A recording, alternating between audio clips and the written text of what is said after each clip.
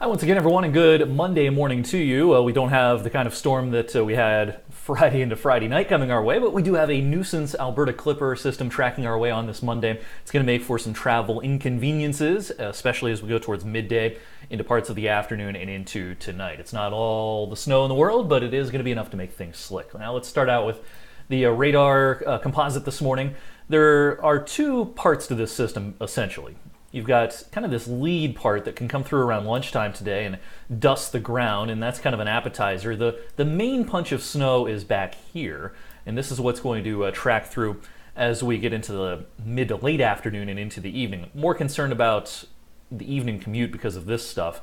Again, this is just sort of an appetizer, but we will see probably at least a little bit of snow as we head towards lunchtime today. Let me zoom out and show you the system in its entirety. This is a pretty classic Alberta Clipper system, fast mover, moisture starved. It's not gonna drop 6 or 7 inches of snow like we had just a few days ago, but a couple or a few does seem pretty likely. So let's get to the modeling here and walk you through the timing on this. We'll start with our highest res short-term model. It shows that little bit of snow coming through. Here's 10 o'clock, 11 o'clock this morning. Might get into a little bit of a lull then for the early afternoon, but then here comes that more pronounced punch of snow, I think. This will be more towards the mid to late afternoon. This is 2 o'clock, here's 3 o'clock, and between, say, 3 and 4, seems pretty likely to start snowing again and make things slick. Some people have today off for MLK Day, certainly no school today, but some people are off work. But if you do have to work today, and you have kind of typical 8 to 4, 9 to 5 hours, leaving work could be a little bit tricky today because well, here's 4 o'clock, here's 5 o'clock. It's probably snowing lightly to moderately, leaving behind some accumulations and slick travel. It'll snow for a good chunk of the evening then. This is 7 o'clock, 8 o'clock. And then the snow will start to taper off slowly as we go through the night, but it can still try to snow at least a little bit into the overnight. Switch models on you here. Here's 1, 2 o'clock in the morning, 3 o'clock, 4 o'clock. A lot of it's trying to shift east, but it's going to try to snow at least a little for a few hours after midnight tonight. And this could result in residual slick spots for the Tuesday morning commute. Everyone's back to work and school on Tuesday, and while I don't think much snow is falling from the sky Tuesday morning, because of the snow from today into tonight, things can still be a little bit tricky perhaps for a couple of hours tomorrow morning. Tomorrow afternoon looks pretty tranquil. As far as amounts, here's a look at a couple of our models. This is the GFS. Numbers are a little hard to read here, but oops, I didn't mean to click on that. Let me grab my telestrator here. Numbers are a little hard to read, but it generally spits out 2, 2.5, 3 inches worth of snow. Here's a look at the NAM. NAM's a little bit beefier. It has upwards of 3, 3.5. That might be a little too high based on some of the other modeling.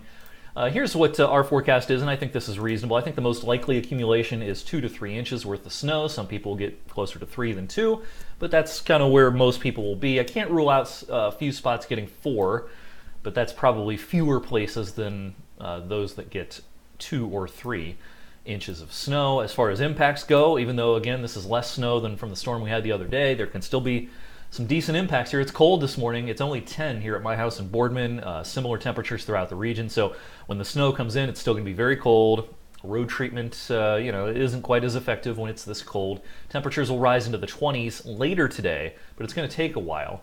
So, some of the secondary roads are still slippery from our storm the other day, but as far as additional impacts, there can be, of course, moderate to moderately high impacts due to a couple or a few inches of snow coming our way later today and into tonight. Then it's going to be cold for a few days, but look at the thaw coming. I think we're in for a prolonged period where it's not that bad outside. Starting this weekend, it's going to be pretty cold through Wednesday to Thursday, but late this week into the weekend, the pattern's going to change.